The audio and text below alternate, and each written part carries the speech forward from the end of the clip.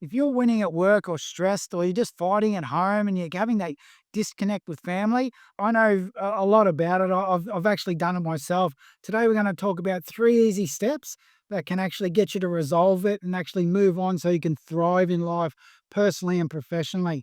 First one is really lock in consistent positive intention. So you really want to do everything with intention. Example of it is sit with intention or breathe with intention or actually sit down and apply to a task with an intention to do it. And that's the key part to it is because why it matters. A lot of high achievers that I work with, or business people primarily, what they do is they just run on autopilot. They start reacting once they start triggering on certain events and they feel stuck, or they tend to blame. It's always something else, and they can't really take that ownership for themselves. And over time, that just slowly chips away at you. So you really want to start steering your own ship and controlling your own self. So you can really make sure that you have that intention of this is me and I need to work with me and better myself, and everything else will fall into place afterward. So you need to shift the way that you actually think. So it's a mindset game initially to start with, is because what it can do is it can really show you, firstly, that you are enough and you are complete as a person, but it can also show the people or your team or your family members, especially if you've got little young children, they tend to have that disconnect where they leave work and that guilt starts to slide in again, or they feel that I can achieve more at work than sitting here with my family and actually connecting with them and being with them. So it's a real driver towards burnout, and it really it can change the way that you think and feel towards yourself personally and towards your business or towards your team. And that's a really powerful way to do it. So we work with a lot of our customers actually have families. And what they do is they find that they're so stressed out and they have nowhere to vent. And what they do is they tend to either snap at their partner or snap at their children from a work event, or vice versa. They take that problem from home and they bring it into the place and actually vent there. So it's actually all twisted around the wrong way. But what it really comes down to is your intention is not to actually work in a positive manner. It's to drive from an unknown hidden deficit, which is what you feel internally, and a core value and belief runs out. And that's a really hard thing to grasp at first, but it is way before the conscious mind can actually kick in. So you actually have no control of what's happening. So just by bringing yourself into the moment of now with intention, what you can do is you can start to consciously program yourself to become aware more quickly of when something's happened or a bad pattern is forming. And a really good way to do this is through breath regulation. It's a very simple step to do. We basically work on 3 categories of breath.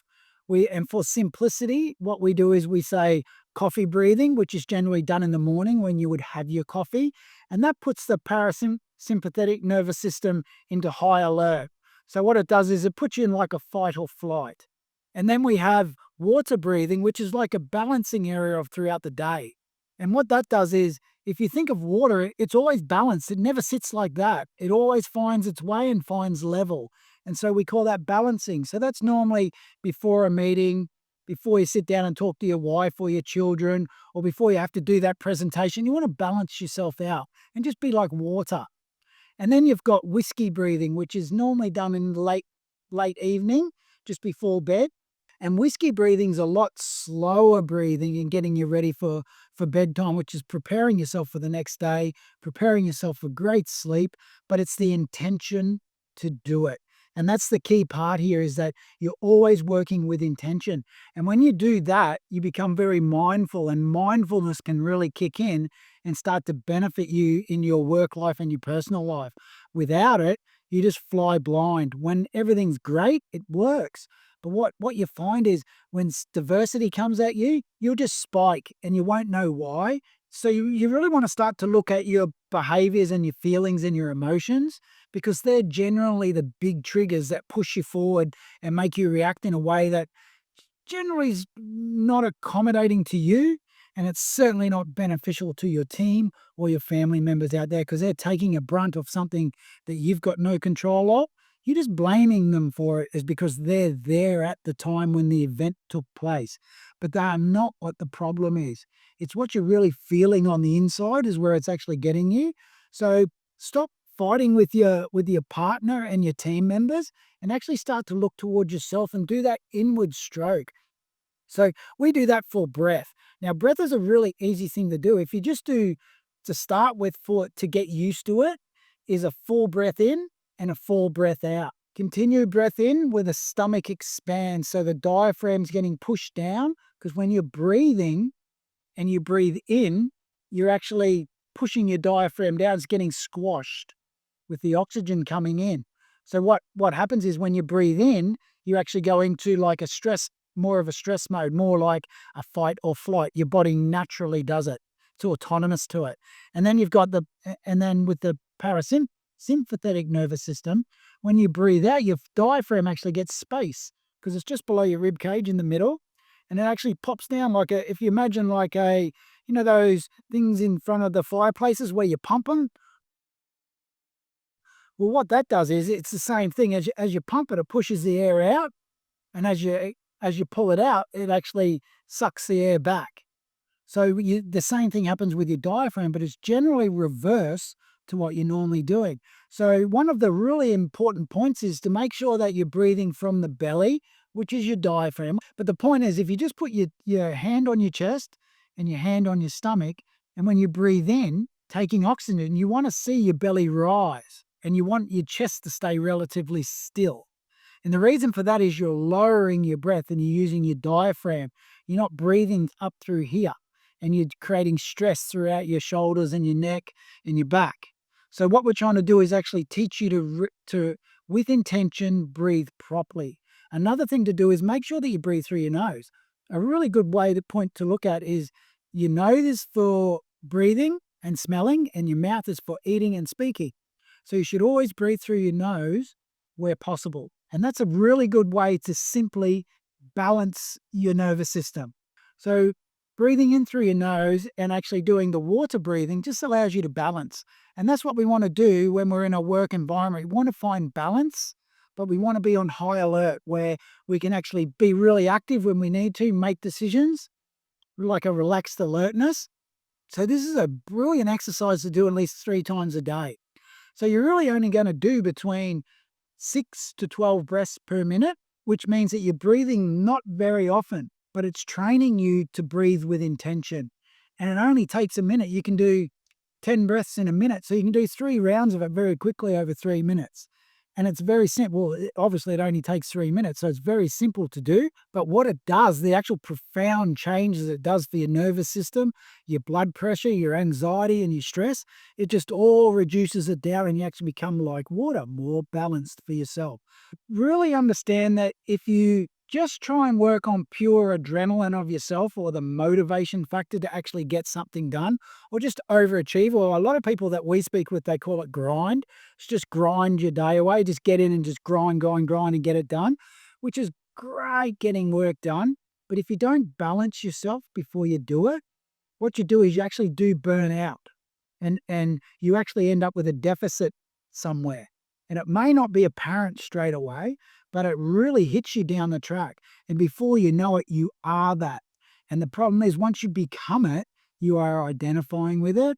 And when you're doing that, that's just a belief system that you take on and you have less control than what you should. So a really good thing to do is to actually just be really conscious of when you speak a certain way to yourself or if you hold back on doing a task. Because again, we just want to talk about this intention. We want to make sure that everything you do has an intention for it.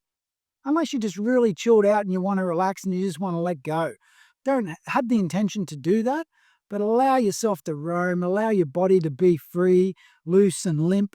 And again, breath is excellent for that exercise as well. Otherwise, if you have a task at hand, whether it's exercise, whether it's work, whether it's reconnecting with family, whether it's reconnecting with an old friend, or even going into a party or a room that you're a little bit unsure of, you really want to be able to balance yourself and be like water. So, a good thing, I heard a really good thing the other day, and it was don't just create a to do list, actually create a to be list. And what that does is that just allows you to be something and work towards being a personal best. So what we use a technique with meditation and also with breath, which is called sober, which is stop, observe, breathe, and effectively respond, which is all great. And it's a fantastic model to learn. So it's simply stop, which is pause, or come into the now, be in the moment. Don't worry about the future and don't worry about the past. Observe how you're feeling. Observe what you're doing, what's happening around you, and breathe. Again, breath. Just bring yourself to the 4 breaths. So 4 in, 4 out. You can do that without anyone visibly seeing. It's just a natural breath with intention. And then you just effectively respond. So we generally bring sober in for when people jump onto a stress cycle, they get that internal reaction and then they knee jerk into something, which is get angry. They might yell at someone, or they may throw their hands down. They may just completely avoid and get out of the situation and just want to leave. Many things can happen, but it's just that effectively responding. Now, one of the key things with that is though, that's generally is you're already hit the stress cycle when you reach that. You're just more aware of it, so you can effectively respond. Whereas we teach another way, which is just a breakaway from it, which stands for pause, breathe, smile, personal best purpose. And the reason for that is pause, the same thing. It's just taking time to come back to the now and have an inward stroke towards yourself. So become aware of you and what you are and what you're doing, what your thoughts are, what your feelings are, your posture, everything about you. So you just pause. You then breathe, whether that's just bringing your awareness to your breath or actually doing the 4-4 or 4-8. But what happens is we get you to smile, because smile just fires those endorphins in your brain, and it's like getting a sugar fix. It just lights you up, and your brain doesn't know the difference between a fake smile and a real smile. So it's actually giving you that desirable feeling of greatness or being better or achieving or being able to achieve what you want to do just by a simple smile. And the beauty of a smile is that it's also such one of these giving natures. It just have you ever walked past someone and seen them smile and thought, oh, what an idiot, they're smiling? You just don't do it. You tend to take it, and a lot of the time it'll bring a smile to your face, or it will make you change your way of thought. Instead of judging, which moves you into a blame type scenario, you have a receiving and you have a warmth. So you come from a peace, joy, love, happiness type scenario. And so what you do is you actually come in a much better part. So we like to talk on parts is because, and this is all relative to it, when you are doing something with intention, when you see yourself as parts, you can actually say, a part of me is a bit nervous to go into this room, or a part of me doesn't quite feel like I'm ready yet. But you don't identify as I'm not ready yet or I'm not good enough. You identify with a part of me is not right, but the whole of you is still okay. You are enough as you are. You've done enough.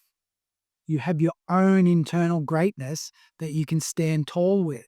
There's just a part of you that you need to work on today. But that part tomorrow may just be fine. So parts move in and about. So just think of yourself as all different parts. And that's a really good way to quickly shift your intention when you notice that your mind's telling you something that is not necessarily true. So really get into the habit of intention, because when you do that, you become mindful of it. And then with inner growth work, which is what I do, we really want to focus on the inward stroke and what's actually happening internally to you and what's happening in your thought process, so you can get to it before the stress cycle happens. So the key thing is to eliminate some stress. So what we want to do is allow the anxiety to disappear, allow the stress to disappear, acknowledge with intention of when you're on that stress cycle and actually move into it, but seek guidance on how to get away from it instead of just accepting that this is normal. This is just what I'm like. I'm just a stress bucket. Or it's okay for me to stress, I'll be okay. Whereas what you want to do is stress is great, And everyone needs types of stress, and there's all different types of stress. But emotional stress, you don't need to necessarily hold on to. You want to actually let it exit the body. And that's one of the things with you must acknowledge it, experience it, and express it to actually get full benefit from it. Otherwise, it's like anything in life. You don't get that beginning, middle, and end. And if you go through the beginning of it where you acknowledge it and then you experience it, but you don't express it and allow those emotions to move out, you just stuck them. And if you keep stucking, it ends up anxiety. Starts with stress, but it ends up very anxious. So lose the guilt, increase your happiness, start feeling with intention, start acting with intention, start leading as the leader that you are by starting with yourself, and grow your team, grow the connection back with your family again just by being yourself and removing stress from your life or unnecessary stress. The rest of it can just play out. So really consider inner growth work. It's an exceptional valuable thing to do with a coach.